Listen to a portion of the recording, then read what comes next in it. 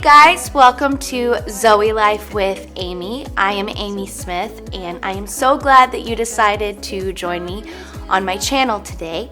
I have a fun topic that I'm talking about today, and that is relationships. You know, the hashtag relationship goals or hashtag goals. Everyone's talking about what they perceive to be healthy or awesome or enviable relationships, and I just wanted to talk to you guys about maybe some actual relationship goals or maybe some tips that I feel like I have that could benefit your relationship. Just so you know, my husband and I, we have been together for almost 15 years. I feel like together, wait, let me rephrase that. We have been married for almost 15 years. We've been together almost 21 years.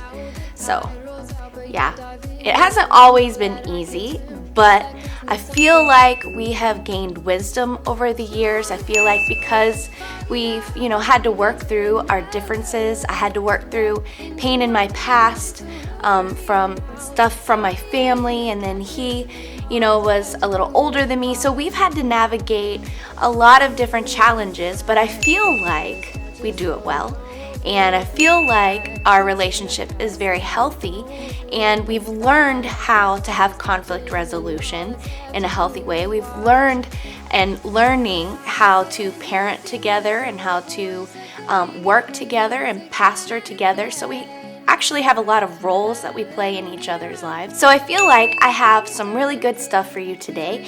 I have some of my notes written down on my little iPhone. I got a new case. It's cute. It's rose gold.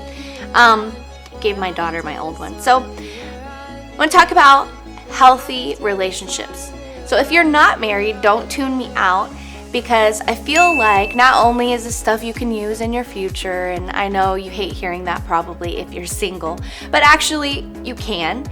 But beyond that, I feel like a lot of this stuff that I'm talking about really pertains to every relationship in our lives, because not just married couple with your spouse, but there are so many dynamics to our relationships. I feel like this can help parents with their kids. I feel like if you're a young person, this can help you navigate through some challenges with your parents or friendships, or maybe even employees or your employer or coworkers. So I feel like some of these tips will actually help in all relationships. So the first one, I want to talk about, if we're talking about relationship goals and we're talking about what we think is a healthy relationship, I would say that number one, healthy relationships fight for resolve.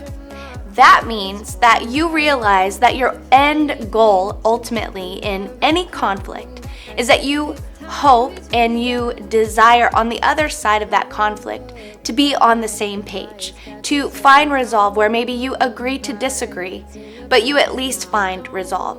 See, the flip side of that is unhealthy relationships or unhealthy couples fight for victory, because they fight only to be right. I call that fighting dirty, because I've seen that. I've actually done that in our relationship. I would say I'm the one that was a little bit more feisty.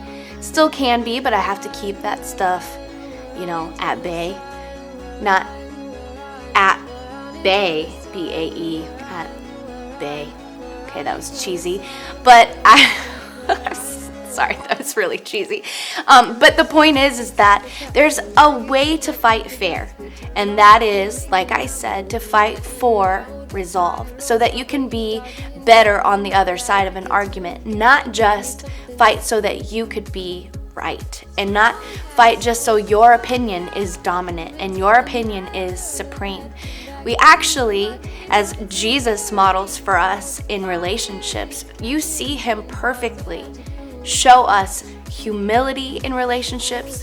He was someone who leveraged his desires, his preferences for the benefit of other people.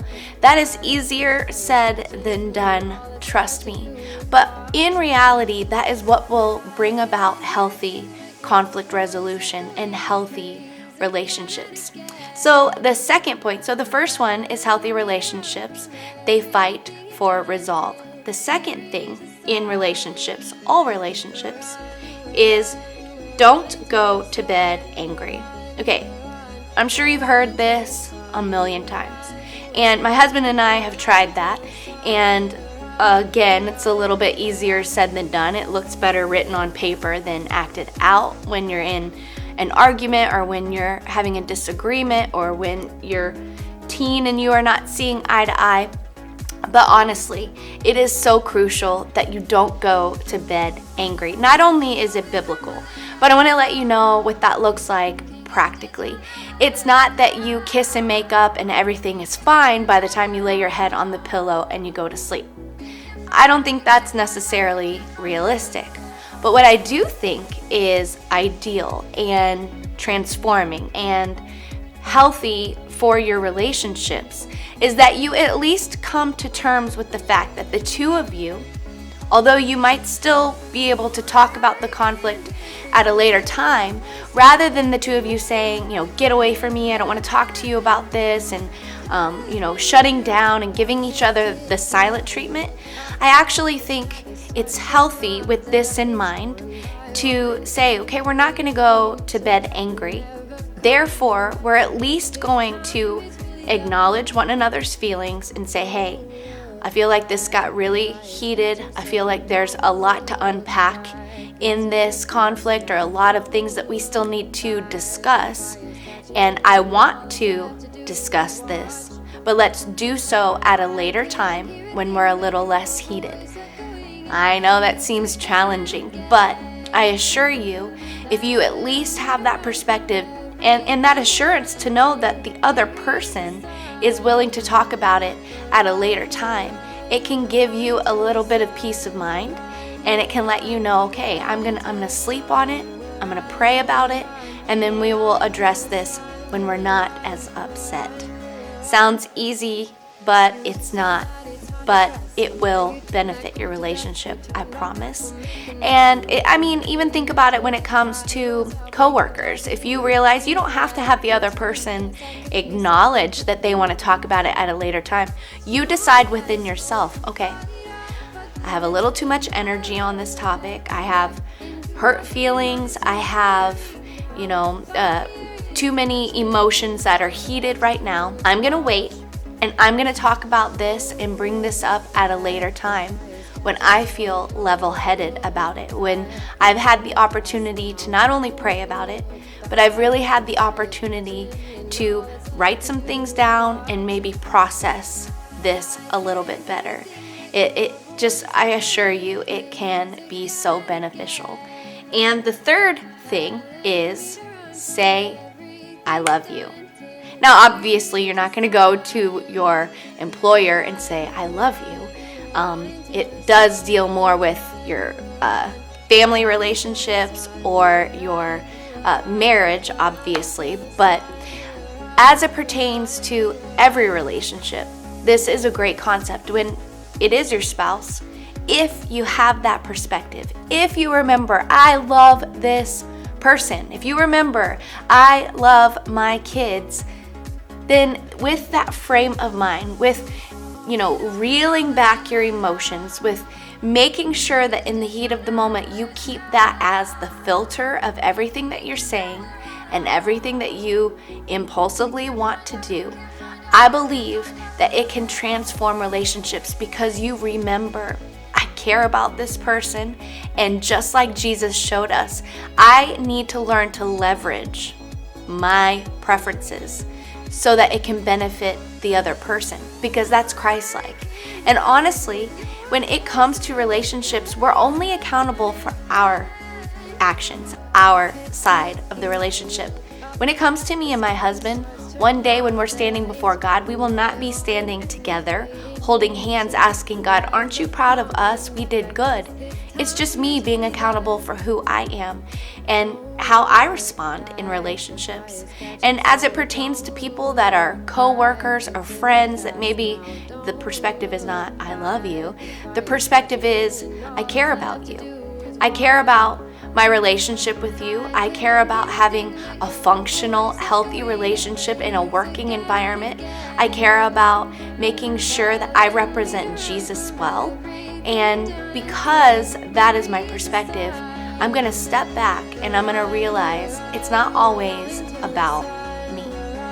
So I know some of this might seem a little simple, but I promise if you actually write this stuff down and you start using it as a jumping off point for some of your relationships, maybe even talk to your spouse and say, hey, I heard a really good YouTuber, Amy Smith. She said that healthy couples fight fair and they fight for resolve, and unhealthy couples fight for victory. I don't want that to be the case for us. I want to fight, to be able to have resolve on the other side, or something simple like that. So today, I hope you feel blessed. I hope you feel challenged by this word, and I hope it helps and benefits your relationships greatly. Thank you so much for joining me. I'm Amy Smith. This is Zoelife with Amy, and make sure that you like my channel and that you subscribe so you can stay up to date with all of the things I'm working on. I have some really cool stuff coming up, so follow me on social media and have an awesome day and go out and live the Zoe life, the God kind of life. Take care.